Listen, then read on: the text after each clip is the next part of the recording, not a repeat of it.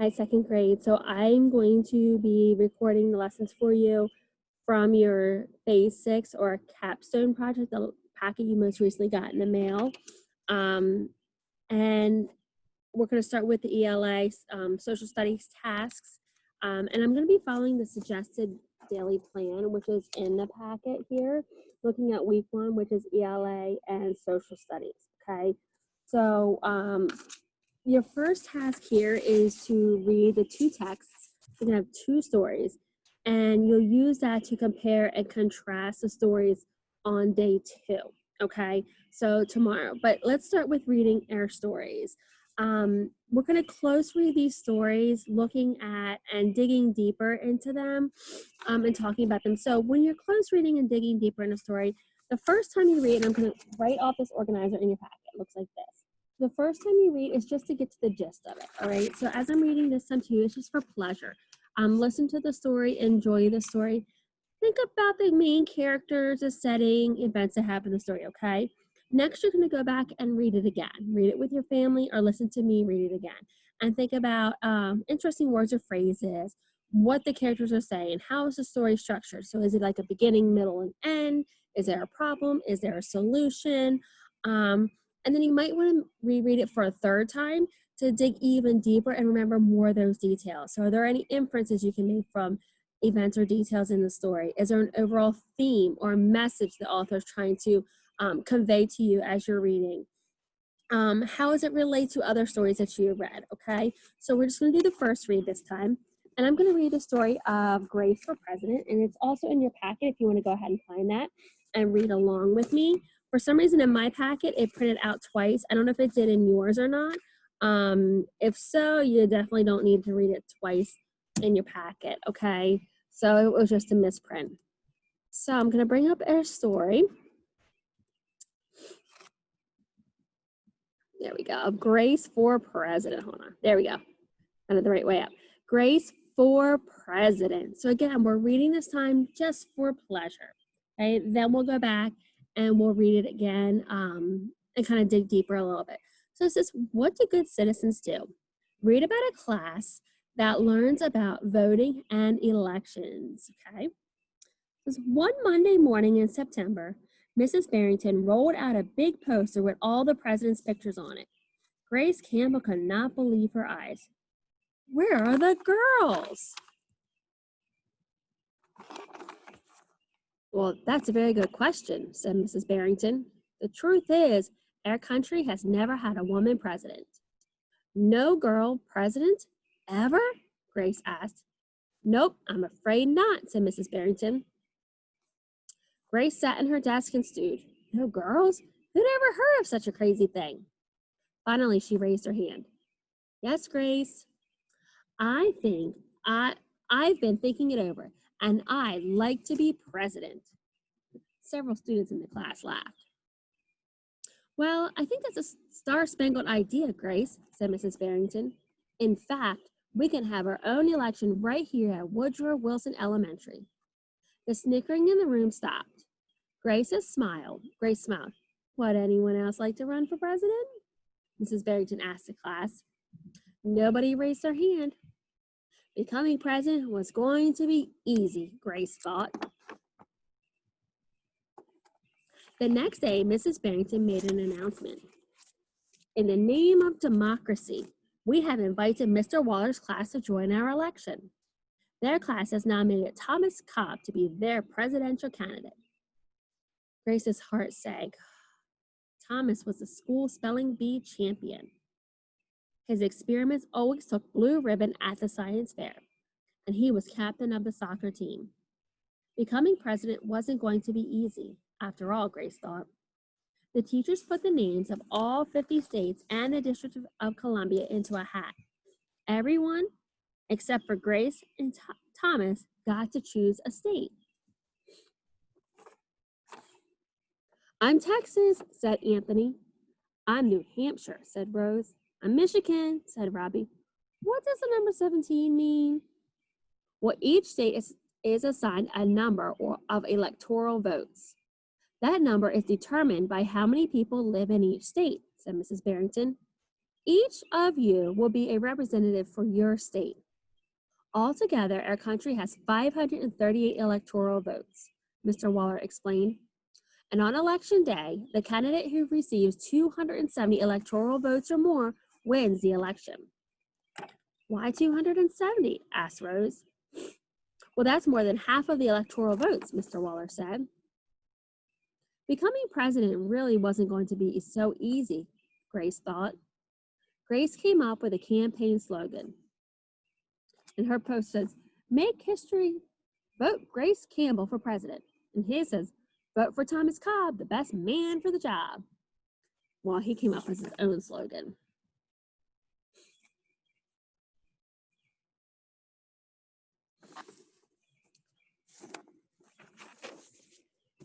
Grace listened to what issues were important to the students, and she made a list of campaign promises. Things like a peaceful school, no bullies, a cleaner school, no littering, better hot lunches, no more fish sticks tacos. Well, Thomas made up his own list of promises. Free tutoring, free soccer lessons, fish stick tacos every week. Grace made campaign posters and buttons.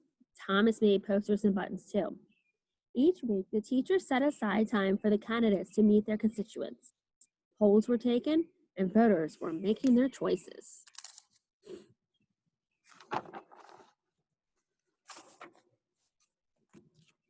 Grace continued the campaign. At recess, she gave speeches, and during lunch, she handed out free cupcakes. And after school, she held rallies. So let's think, how did Grace campaign to be president? What did she do?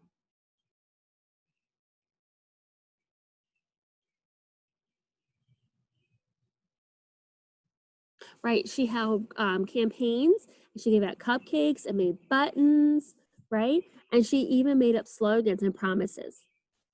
Well, meanwhile, Thomas wasn't worried. He had cleverly calculated that the boys held slightly more electoral votes than the girls.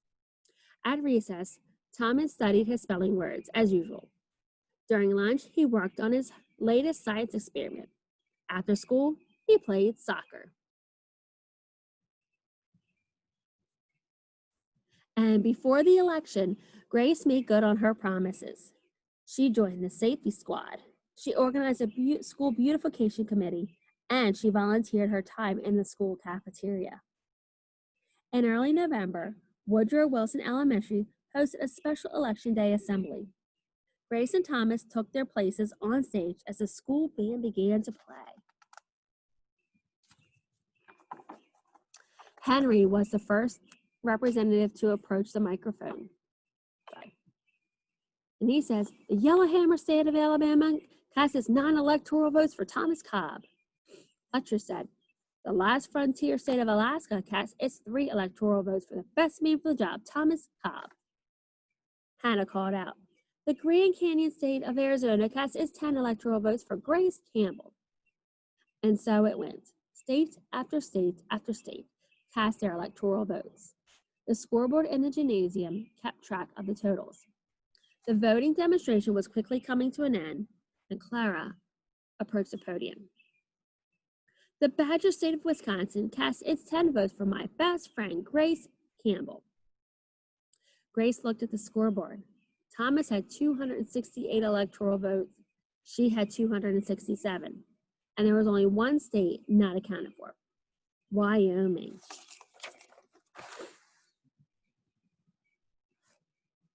Thomas grinned. Grace felt sick. Sam walked up to the microphone. He looked at Thomas. He looked at Grace. He looked down at Grace's handmade flag. Sam didn't say a word. "What are you waiting for?" Thomas whispered. The band stopped playing, and all eyes were on Wyoming. Finally, Sam cleared his throat. "The equality state of Wyoming cast 3 electoral votes for Grace Campbell." The gymnasium erupted in loud cheers and a few boos. Mrs. Barrington approached the podium, and with 270 electoral votes, the winner is Grace Campbell. Thomas looked stunned. Grace hugged Sam. "Why did you do it?" she asked. Sam handed Grace his flag. because, he said, I thought you were the best person for the job. So guys, let's visualize and think about what happens in the gym after Grace's name is called. In my mind, I'm picturing people cheering and clapping and jumping down all around me and being excited. And I see some people off to the side booing too because they didn't get their way. So I'm visualizing that in my mind. Let's keep reading. The following week, the students in Mrs. Barrington's class were preparing for their career day presentations. Grace volunteered to go first. She stood at the front of the room and glanced at the poster still hanging on the wall. And she says, my name is Grace Campbell, and when I grow up, I'm going to be President of the United States. This time, everyone believed that she would. Nice job listening, guys. And the next page is all about the author, Kelly. Yes, author. No, Kelly DiPiccio is the author, and Luann Pham is the illustrator. Okay.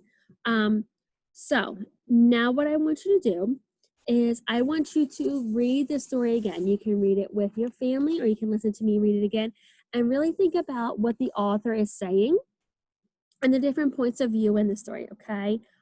Think about how the story is structured. So is there a clear beginning, a middle, and an end? Think about the events that have happened. Who are the main characters in the story, okay? So go ahead and rewind this and come back to me when you are ready, and we will go over the next story. If you want to read the next story tomorrow with me, that's fine too, okay? You just have to come back to this spot in the video.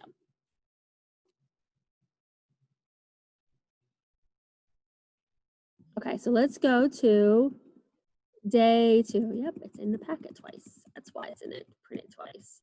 All right, so the next story that the directions ask us to read is it wants us to read If I Were President. And again, we are going to read this story and talk about details from the story because you're going to be using this in your next day's project with comparing and contrasting the two stories. Okay? So let's go ahead and read. If I were president, doesn't he look dapper standing there in his presidential suit? He says, if I were president, I would have the most important job in the United States government.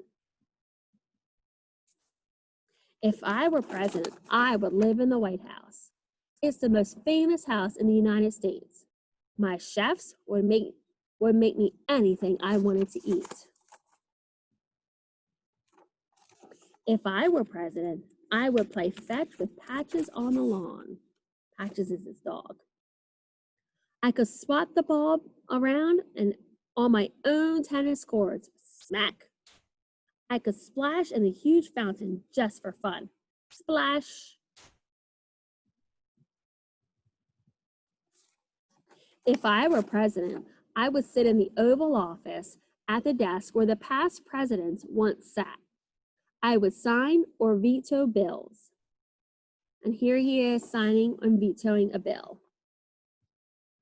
Remember, a bill is something that might become a law, but a bill is not a law until it's passed by Congress. If I were president, I would also be known as the commander-in-chief. I would decide if we needed an armed forces, such as the Army or Navy, to fight here and other countries. I would do everything I could to keep our nation and the rest of the world safe.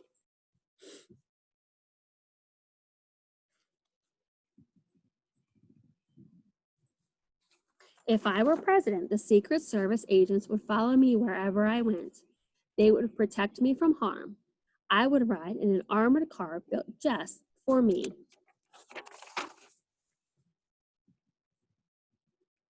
If I were president, I would travel in my own airplane.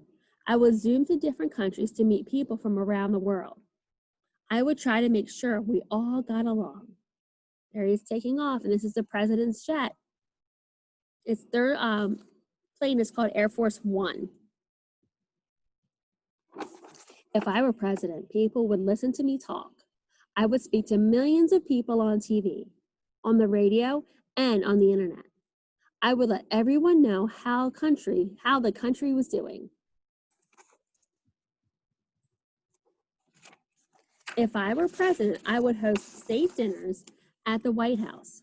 World leaders, athletes, movie stars, and people from around the country would join me. We would walk, would talk, and eat the most delicious foods.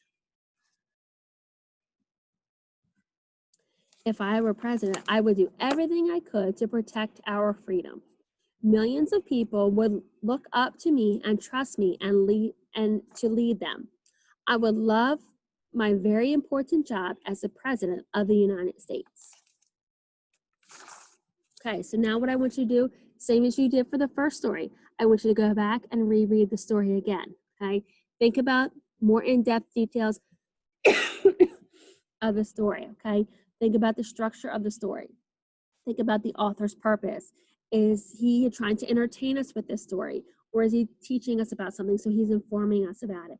What is who are the main characters of the story? What are they doing in the story? Okay, and when you are done, you are done for the day, and we will come back to day 2 tomorrow with comparing and contrasting the two stories as they were read to you. Okay. Nice job, second grade, and I'll see you next time.